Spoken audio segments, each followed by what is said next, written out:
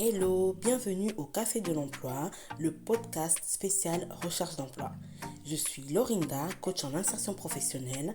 Je partage avec toi des astuces, des conseils, des techniques issues de mon expérience d'ancien recruteur afin de t'aider à trouver l'emploi qui te correspond le plus rapidement possible.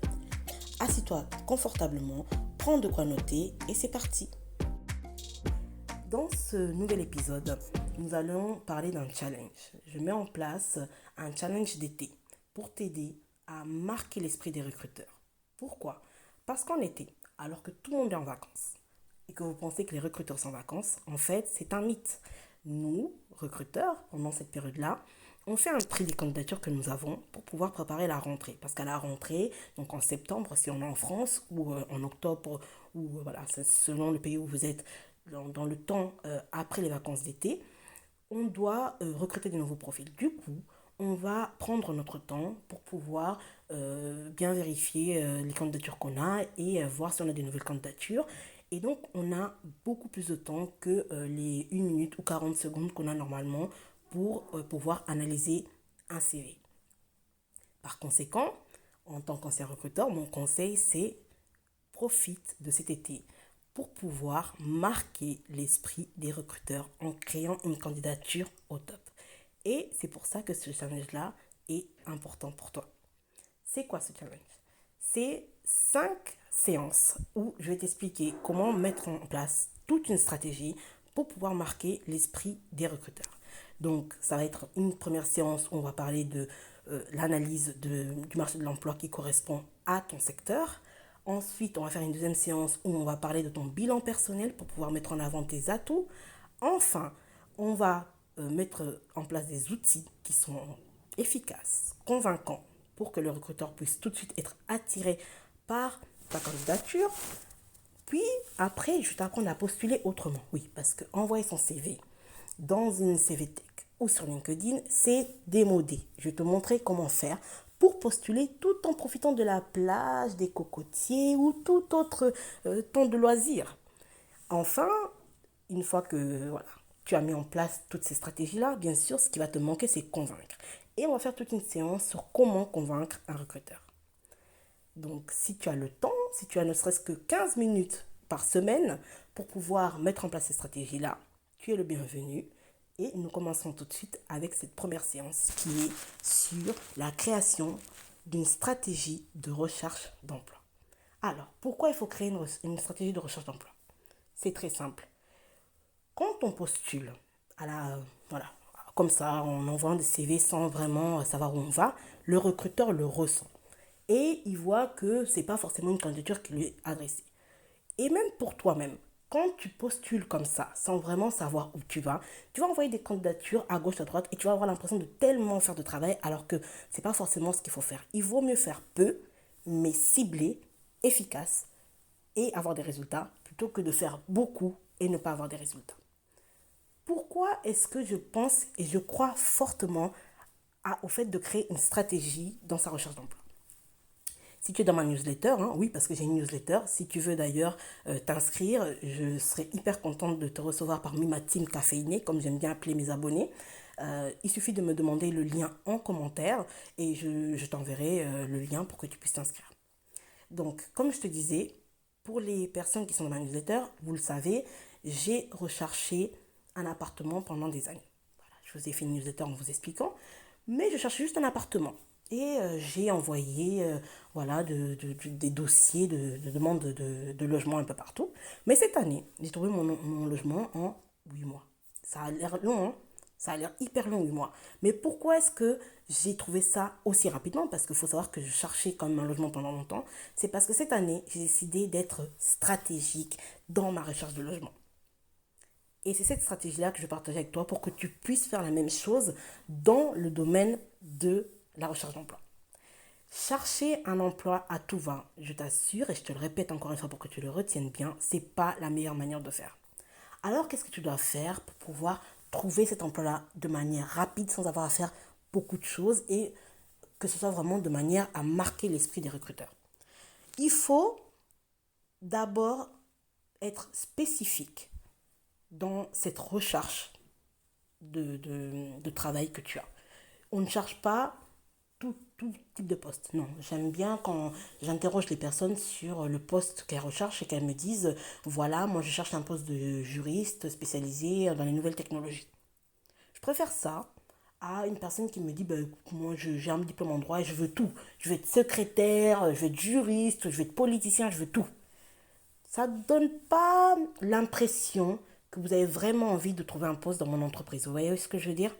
Si tu veux vraiment trouver un emploi et avoir l'air sérieux, sois spécifique dans ta recherche d'emploi.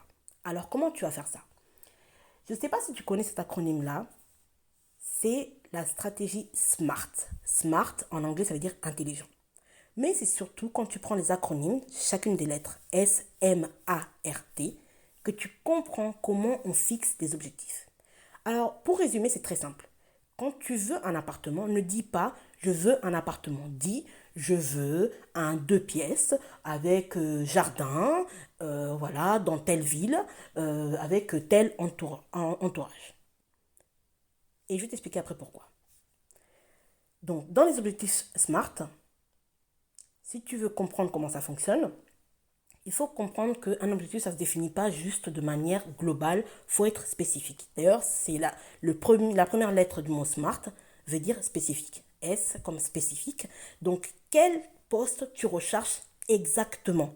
Quel est le poste que tu recherches? Décris-le. Ne me dis pas, je veux être recruteur généraliste. Dis-moi, je veux être recruteur pour des candidats qui sont en Afrique. C'est ma spécialité. Mais tu vois ce que je veux dire. Dis-moi quel poste tu veux, sois spécifique. Ensuite, on va passer au M de SMART. Il faut que l'objectif que tu définis soit mesurable. Je veux être juriste dans un mois. Je veux être juriste au sein de telle entreprise et je me donne 3 mois pour pouvoir y arriver. Fixe-moi un délai, fixe-moi des chiffres. Combien de temps tu te donnes pour y arriver? Une fois que tu as fixé cet objectif spécifique, mesurable, il faut maintenant aller vers le R. Le R de raisonnable. Parce que parfois, on se dit que voilà, on n'a pas de diplôme, on n'a aucune formation et on veut devenir juriste. Alors qu'on voit les offres d'emploi et que dans ces offres d'emploi-là, il faut 5 ans d'expérience. Si tu n'as pas 5 ans d'expérience et un bac plus 5, comment veux-tu devenir juriste? Définis des objectifs qui sont atteignables, qui sont raisonnables. D'accord? Que tu peux atteindre en fait, qui sont possibles à atteindre. Comme ça, tu ne seras pas frustré.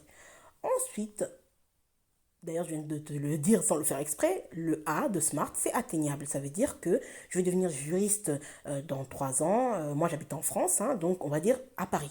Et j'habite à Paris, donc c'est possible. Maintenant, si tu es au Congo et que tu veux devenir juriste, je ne sais pas, aux États-Unis, et que tu ne parles pas anglais, et que tu n'as aucune notion d'anglais, et tu me dis, je vais devenir juriste aux États-Unis, dans 3 mois, bon, à part si tu as vraiment un don en langue, ça va être un peu compliqué. Surtout que le juridique, si on voit bien, bah, parler la langue, c'est très important puisque tu analyses des textes, tu vois. Donc, il faut vraiment être dans un objectif qui soit réalisable et qui soit atteignable à ton niveau à toi. Si par exemple tu es au Congo, tu es à Kinshasa et tu me dis, voilà, Lorinda, moi j'aimerais être juriste au sein de Lubumbashi, enfin j'ai envie d'aller à Lubumbashi, oui, je vais te dire, oui, c'est possible. Si tu me dis, je vais être juriste en France, oui, la France, c'est un pays francophone, tu parles français, oui, c'est possible, voilà. Donc c'est important parce que sinon on fait des grands rêves et on n'arrive pas à les atteindre. Donc il faut que ce soit atteignable à ton niveau. Pareil, si tu veux venir en France en tant que, je sais pas moi, recruteur ou ingénieur IT, il faut que tu connaisses les spécificités de la France et aussi tout ce qui est visa si tu es en Afrique et que tu as besoin de visa. D'accord? Donc il faut que ce soit atteignable. Enfin, une fois que tu as cet objectif donc, qui est spécifique, qui est mesurable, qui est réaliste, qui est atteignable, il faut que tu l'inscrives dans le temps. Combien de temps tu te donnes pour atteindre cet objectif-là? Si tu me dis, je veux devenir, je sais pas moi, secrétaire dans 3 mois et que tu n'as aucun diplôme et que pour obtenir ton diplôme, il te faut un an, soit on fait une formation rapide, voilà, on va essayer de créer ça, ça c'est pas possible. Donc, crée-moi des objectifs qui peuvent être inscrits dans le temps et qui sont atteignables à ce niveau-là. Donne-moi un temps dans lequel on doit l'atteindre. D'accord? Donc ça, c'est la première partie vraiment pour créer une stratégie. D'abord, toujours se fixer des objectifs qui soient smart. Une fois que tu t'es fixé ces objectifs, voilà, sur le poste que tu veux, voilà, tu as envie de devenir comptable à Paris dans 6 mois, dans une entreprise internationale. Voilà, pourquoi pas. Maintenant, il faut que tu ailles voir le terrain. Parce que c'est très bien de dire tu as envie de devenir comptable. C'est génial. Mais est-ce que tu sais si on recherche des comptables en Belgique? Tu le sais? Est-ce que tu sais si, au vu de la crise actuelle, on veut recruter des secrétaires? Est-ce que tu sais s'il faut des ingénieurs, euh, je ne sais pas moi, en Australie? Tu ne le sais pas. Comment tu vas faire? Tu vas aller faire une enquête terrain. Tu vas analyser ce qu'il y a comme information sur Internet déjà. On a la chance d'être dans une ère où Internet est comme une bibliothèque vivante. Donc, je t'invite à faire des recherches sur les postes que tu as, les postes que tu vises, pardon, et voir quels sont les profils qu'on demande le plus pour que tu puisses voir si toi, tu corresponds à ces profils-là.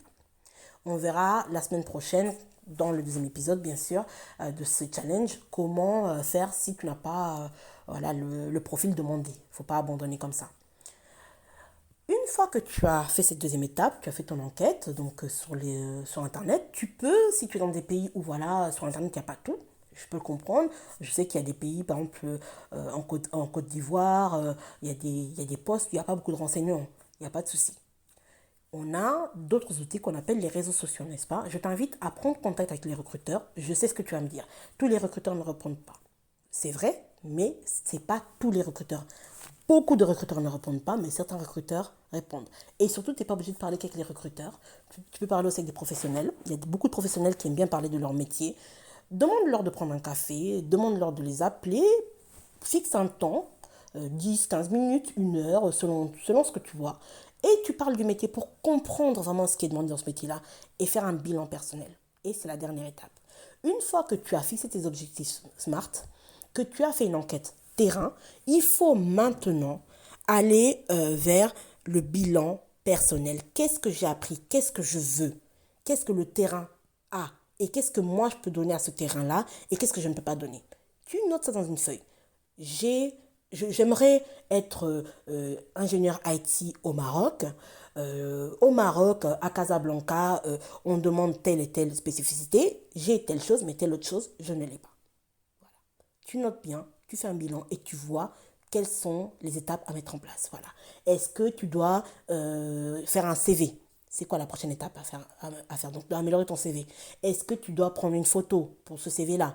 Est-ce que, au contraire, toi, ce qu'il te faut, c'est mettre en place un visa? Est-ce qu'il faut que tu fasses une formation en plus? Bref, tu prends une feuille et tu écris le bilan. Et une fois que tu as écrit ce bilan-là, tu attends le prochain épisode du challenge d'été pour pouvoir savoir ce qu'il y a à faire. Voilà. Tu auras compris, l'épisode se termine là. Donc, comme on a vu, on a parlé de création d'une stratégie pour pouvoir vraiment savoir ce qu'on veut et pouvoir convaincre le recruteur. Je t'assure que si tu as bien une bonne stratégie, ça va te servir pour l'entretien d'embauche quand on te demandera de parler de toi et pourquoi tu veux ce métier-là, pourquoi tu es là. Voilà, si tu veux comprendre pourquoi il faut une stratégie dès le départ, parce que ça montre ton sérieux et ça montre le fait que tu es motivé et que tu sais ce pourquoi tu es là. Tu n'es pas juste un candidat lambda. Donc, si tu crées cette stratégie, tu as compris qu'il y a 3 étapes différentes. La première, c'est de vraiment spécifier grâce aux stratégies SMART, ou si tu n'aimes pas, fais le plus simplement en disant tout simplement tout ce que tu veux. Quel est le poste que tu veux exactement et comment tu fais pour l'atteindre. La deuxième chose, c'est de faire une enquête terrain pour voir quelle est la réalité de ce que tu veux. Et la troisième chose, c'est de confronter ce que tu veux avec cette réalité et de mettre en place une stratégie, donc différentes étapes, et c'est ce qu'on verra dans le prochain épisode. J'espère que je n'ai pas été trop longue, que tu as pu profiter de cet épisode-là pour vraiment créer cette stratégie qui va être la clé, le fil directeur pour la suite de toute ta recherche d'emploi. Et je te dis à la semaine prochaine pour un épisode mais vraiment efficace et qui va t'aider du coup à mettre en place la deuxième étape de cette stratégie. Bonne journée!